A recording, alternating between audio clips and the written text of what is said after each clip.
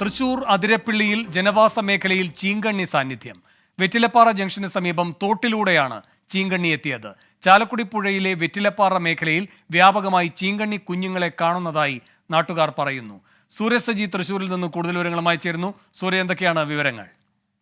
വേണു, ഇന്ന് രാവിലെയാണ് ഈ വെറ്റിലപ്പാറ വരടക്കയം മേഖലയിൽ കുളിക്കാനെത്തിയ സ്ത്രീ അവരാണ് ഇത്തരത്തിൽ ഈ ചീങ്കണ്ണിയെ ആദ്യമായി കാണുന്നത്. തോട്ടിലൂടെ ഒഴുകി നടക്കുന്നതായിട്ടും തോട്ടിന് കരക്കിരിക്കുന്നതുമായിട്ടായിരുന്നു ഈ ചീങ്കണ്ണിയെ കണ്ടെത്തുന്നത്. പിന്നീട് ഇവർ പറയുന്ന ഇപ്രകാരമാണ്, അതായത് ഈ വേനൽമഴ ശക്തമായതോടുകൂടി ഈ ചാലക്കുടി പുഴയിലും അതുപോലെ തന്നെ ഇതിന് സമീപത്തുള്ള തോടുകളിലുമെല്ലാം ഇപ്പോൾ ഈ നല്ല രീതിയിൽ തന്നെ വെള്ളമുണ്ട്.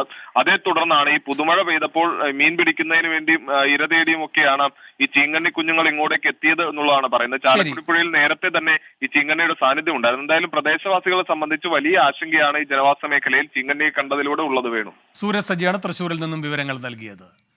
ലോകത്തെവിടെയായാലും ഏത് സമയത്തും 24 വാർത്തകളും ഓഗ്മെന്റഡ് റിയാലിറ്റി പാക്കേജുകളും എക്സ്പ്ലെയിനറുകളും വിശദമായി കാണാൻ ഞങ്ങളുടെ യൂട്യൂബ് ചാനൽ നിങ്ങൾക്ക് സബ്സ്ക്രൈബ് ചെയ്യാം.